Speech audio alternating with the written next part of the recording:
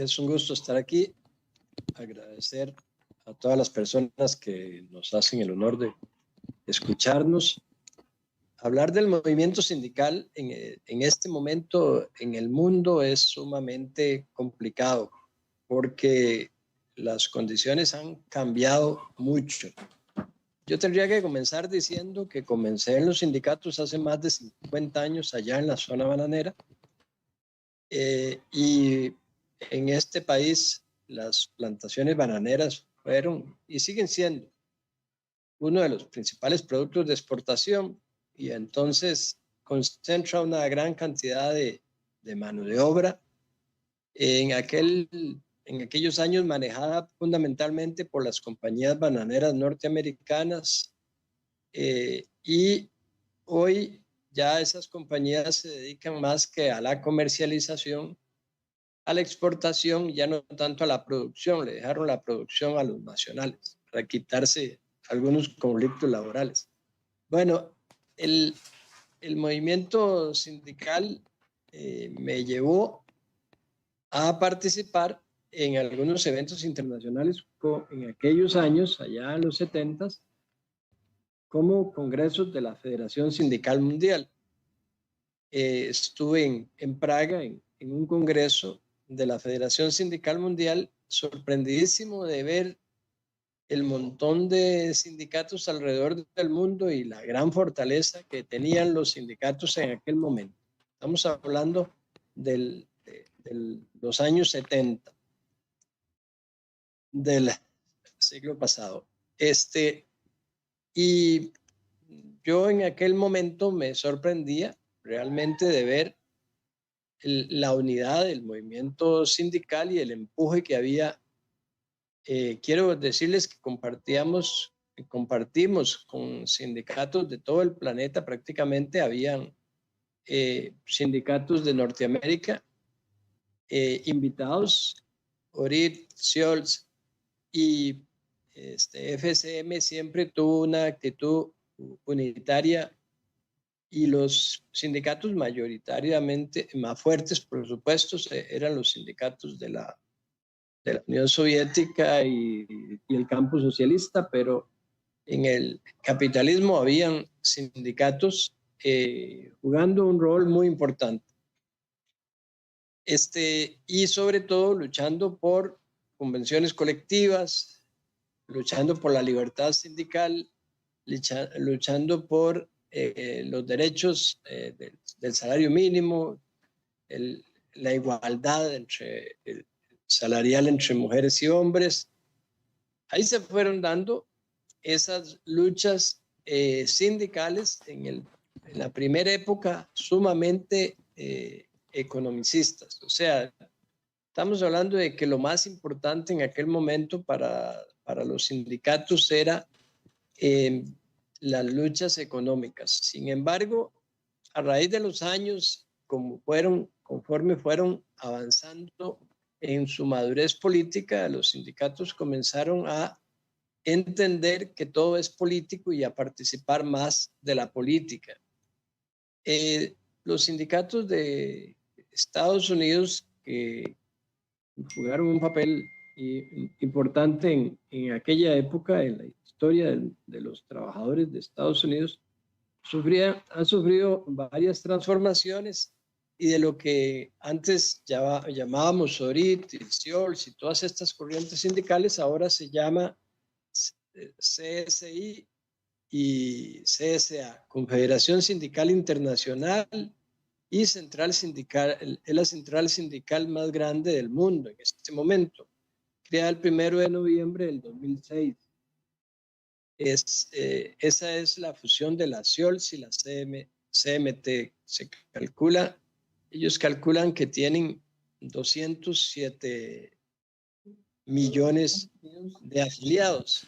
Sin embargo, ellos tienen su sede en Bruselas, en Bélgica. Y la CSI, que está en 156 países,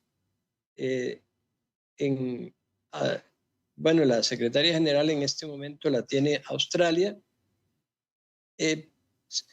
Sí, una parte de esa, la CSA, es la parte de América Latina, la Central Sindical de América Latina. Y la FSM, por otro lado, que está en Cuba, tiene su sede en Cuba y se mantiene a pesar de todo lo que ha pasado, los cambios que han habido en el planeta. Ahora, ¿por qué podríamos poner en tela de duda que la central más grande sea la Confederación Sindical esta internacional, la CSI, con la cual, reitero, hay una excelente relación? Ya no es aquella época en que decíamos que los sindicatos blancos, patronales y los sindicatos rojos. No, esa etapa ya pasó, ya fue superada. Ahora, incluso cuando nos encontramos con los compañeros, hay una relación muy, muy fraterna, porque ellos han evolucionado mucho políticamente, incluso participan de la política y se solidarizan con las luchas de los trabajadores del mundo, claro, en una mayor o menor medida, de acuerdo al nivel de conciencia que te encontres de la gente, pero sí han evolucionado montones. Y ahora, ¿por qué les decía que podríamos poner en tela de dudas si es la más grande o no es la más grande? Porque los sindicatos de China, bueno, la Central Sindical de China, agrupa, un día conversando con un dirigente de esa central sindical, le pregunta, ¿de cuántos afiliados tienen en la central? Dice, 300 millones de asociados. Solo la central sindical de China. Wow. Entonces, cuando usted, y que está más cerca de la FSM que de la CSI. Ahora, ¿qué pienso yo? Que hace bien la FSM con manejar una política de unidad de los trabajadores del mundo, porque hacia ahí tenemos que ir. Ahora, para hablar del movimiento sindical a nivel internacional, en este momento es sumamente complicado, complejo, porque la situación de cada país es diferente. Yo puedo contarles más sobre la situación de Costa Rica, incluso la situación de los sindicatos en Panamá, en donde el sindicato de la construcción es muy, muy fuerte. Imagínense que para poder ingresar a trabajar en la construcción de Panamá, primero tenés que afiliarte al sindicato para poder que el patrón no sea castigado. O sea, tiene una serie de beneficios muy, muy interesantes. Yo conocí ese sindicato y estuve reunido con ellos en la época de Torrijos, cuando Torrijos era el presidente de Panamá hace algunos años. Y hasta el día de hoy se mantiene como un sindicato muy fuerte del sector privado de Panamá. Sin embargo, ¿qué pasó en Costa Rica? Bueno, que los sindicatos del sector privado fueron muy, muy golpeados. Aquí se creó una cosa nueva. El empresariado se inventó las asociaciones solidaristas para que fueran desplazando a los sindicatos en las diferentes fincas bananeras y empresas, en donde el mismo empresario promovía la organización de la asociación solidarista, en donde el empresario le daba recursos, qué sé yo, el trabajador pone un 5% de su salario y el empresario le ponía otro 5% de su salario, y con ese dinero podían hacer un montón de cosas que, claro, los sindicatos no iban a poder hacer porque parecían cajas de ahorro, cooperativas de ahorro. Aquí en Costa Rica, en el único lugar en donde logramos manejar la cosa bien fue en la Caja del Seguro Social, donde se creó la Asociación Solidarista, y ahí ha desarrollado un trabajo muy importante. Pero también se crearon las cooperativas de ahorro en la misma Caja Costarricense del Seguro Social, y también los sindicatos. ¿Cuál es el problema con los sindicatos en la Caja? Que hay 40 sindicatos en una sola institución que tiene 80,000, 70, 80,000 trabajadores, y entonces no, ninguno de los sindicatos ha logrado ser el mayoritario, el más fuerte. Y cuando les hablamos de que lo que deben de hacer es unirse en todos, no lo han logrado todavía. Bueno, yo en una reunión con ellos les ponía el ejemplo de Alemania. Los sindicatos de Alemania es una central, 6 sindicatos y 20 millones de afiliados. Ah, caramba, así debería ser en todos los países del planeta. Pocos sindicatos unidos y por supuesto, claro que va a depender ya de la dirección, la orientación política y un montón de cosas más. Pero esa es la principal debilidad de los sindicatos, creo que en todo lado es la falta de unión, la falta de unidad. Y en Costa Rica, entonces, los sindicatos del sector privado fueron debilitados, como les estaba contando, muy debilitados. Yo era, bueno, durante muchos años dirigente sindical bananero, me fui desplazado de las bananeras, entonces me vine a San José a ver en qué podía trabajar, conseguir trabajo en transportando turismo y a partir de ahí, entonces ahora soy dirigente sindical de los trabajadores del transporte. Soy el presidente de una asociación nacional de transportistas y ahí estoy en la actividad. También era miembro de la Central General de Trabajadores. Sin embargo, en la última asamblea pedí que me sustituyeran porque hay que empezar a darle campo, a hacer el relevo generacional y además yo puedo perfectamente seguir aportando en la central sin necesidad de ocupar un espacio ahí. Sin embargo, los compañeros hubo resistencia para que saliera porque, bueno, se sienten, hay necesidad de formación de cuadros. ¿Por qué? ¿Qué es lo más importante? Los mejor organizados en este momento en este país, que de todo el sector trabajador en este país, lo que tenemos apenas es un 3% de los trabajadores organizados. Y el más fuerte es el sector público.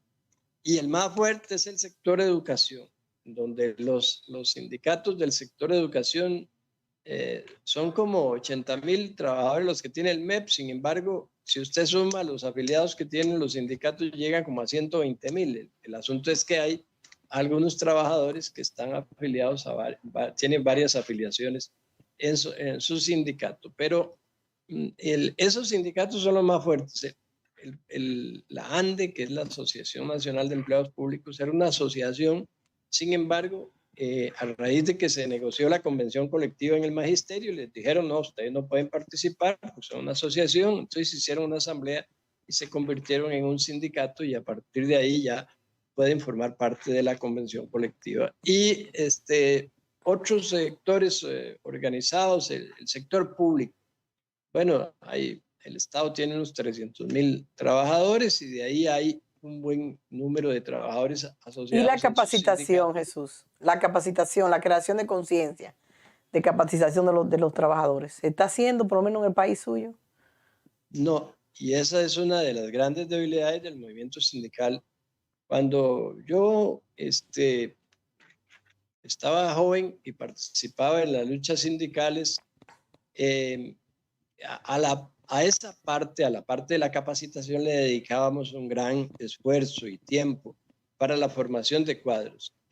En aquel entonces, incluso los alemanes nos ayudaron aquí a instalar una escuela sindical, la FCM ayudó también, los sindicatos se preocupaban mucho por eso, si no teníamos algunas posibilidades de mandar compañeros a alguna escuela, Lázaro Peña o en Cuba o alguna escuela en Moscú, en la Lucinovskaya. Bueno, teníamos algunas posibilidades de mandar a capacitar a algunos compañeros, pero eso se ha perdido hoy. Yo sé que funciona en Colombia una escuela sindical, sé que funciona en Nicaragua otra escuela sindical, pero no hemos podido lograr que se le dé la participación a los sindicatos para la formación de cuadros. Yo lo que estoy haciendo aquí es haciendo lo que puedo en ese terreno. Hemos andado trabajando en algunas regiones dando alguna capacitación mínima, elemental, pero a la gente le gusta, porque recuerdo la última que fue con el Sindicato de Trabajadores de Liberia, del Hospital de Liberia. Bueno, cuando llego hay unos 60 personas en un salón y comienzo a dar una charla sobre el sindicato y sobre cómo lo que a ellos les interesaba más es cómo organizar una huelga, cuál había sido la experiencia en la organización de las huelgas. Y entonces estoy yo dándoles la charla cuando eso se me ocurre preguntar, bueno, ¿y ustedes qué hacen dentro del hospital? Y resulta que teníamos de todo, teníamos desde la gente que barria hasta doctores, enfermeras, gente que trabajaba en las oficinas, en la parte administrativa, interesadísimos. Entonces te das cuenta de que hay una sed de información, una sed de ganas de aprender, de que sí, efectivamente, es muy importante este trabajo de capacitación. Y me decía la secretaria general del sindicato que esa era la primera vez que ella participaba en una capacitación.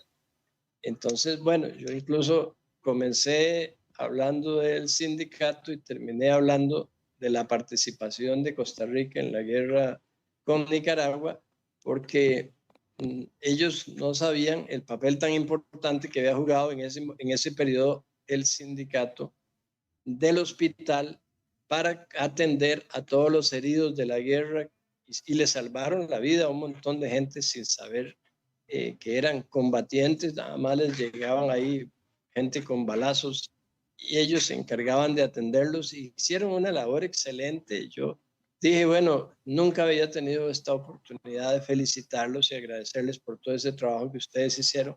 Bueno, o tal vez otra generación anterior a ustedes, pero que fue excelente y muchos se quedaban sorprendidos porque para ellos era la primera vez que sabían de la participación que habían tenido en la guerra tan importante, en la guerra por la Revolución Nicaragüense en 1979. El tema, yo creo, compañeros y compañeras, que es muy apasionante y es muy extenso. Yo diría lo siguiente: la clase obrera tocó el cielo en 1917 cuando triunfa la Revolución Rusa. Y en 1918, inmediatamente el capitalismo crea la Organización Internacional del Trabajo, asustados. Y a partir de ahí comenzaron a hacerse códigos de trabajo y a darse garantías sociales en algunos países del planeta. ¿Por qué es tan importante la capacitación? Porque lo primero que tiene que aprender la clase obrera es que ellos son los que producen la riqueza. Y cuando les decimos, miren, coja un empresario, al más grande de todos, con las fábricas más grandes, y quítele a los trabajadores, ya hasta ahí llegó. Aquí mismo, yo les pongo el ejemplo de las piñeras. Aquí un montón de piñeras, pero no tienen mano de obra. Tienen que irse a Nicaragua a traer trabajadores para poder cosechar y para poder sembrar y para poder Entonces, ¿quién produce la riqueza? La riqueza la produce la clase trabajadora. Ahora, cuando la clase trabajadora se da cuenta de, primero, que es clase, ¿verdad? Porque es lo primero que tiene que saber, que somos una clase, ¿verdad? Y en segundo lugar, que somos los que producimos la riqueza. A partir de ahí nos empoderamos. Y cuando digo esto, lo estoy diciendo para hombres y mujeres. Nos empoderamos. Entonces, ¿qué le decía yo a alguna gente? Que cuáles son las 4 patas de la producción que todos debemos de manejar. Porque producir es una parte. Industrializar es la otra parte que muchas veces le quitan a la gente. La ponen a producir, pero otro industrializa. No, hay que industrializar. Hay que aprender a comercializar y también hay que aprender a exportar. O sea, cuando la clase trabajadora, y sobre todo ustedes, compañeros venezolanos, cuando la leche de Venezuela la produzcan los venezolanos, la industrialicen los venezolanos, la comercialicen y la exporten, cierran el ciclo y entonces van a empezar a ser los dueños reales de los medios de producción, porque normalmente cuando esto no se lo aclara uno en la cabeza, entonces se siente contento porque produjo y producir apenas es una parte y a veces no es la que más plata deja. Entonces, mi resumen lo dejaría hasta ahí. Es un tema lindísimo que da para mucho, pero que necesitamos sobre todo abrir la mente como un paraguas o como un paracaídas, porque si no, no sirve. La mente hay que abrirla y de ahí lo importante de la capacitación para desarrollar nuevos cuadros que en el futuro asuman la dirección de esos sindicatos y separar de una vez por todas los corruptos de la dirección de los sindicatos y ahí habría que seguir el consejo de los chinos, con el respeto de ustedes, que ustedes me merecen, pero los chinos al que agarren de corrupto lo fusilan. Y yo creo que para parar la corrupción a los latinos vamos a tener que aprender un poquito de eso, porque se ha metido, se ha metido mucho en la sociedad, en todos los niveles, la corrupción, y claro, nos han inducido a eso, es parte de la dominación ideológica a la que nos han sometido. Les agradezco mucho por darme en esta oportunidad. El tema es sumamente apasionante. Podríamos después incluso desmenuzarlo porque las huelgas es importantísimo. Lo que hablaban ustedes ahí sobre la participación de la clase trabajadora en diferentes momentos históricos. Bueno, importantísimo, pero que pretender hablar de todo es imposible, por eso hay que como que poder en otros momentos hablar un poco más, tal vez de la historia, ver la actualidad para pensar un poco en el futuro. Muchas gracias. Gracias, Jesús. Yo pienso que sí.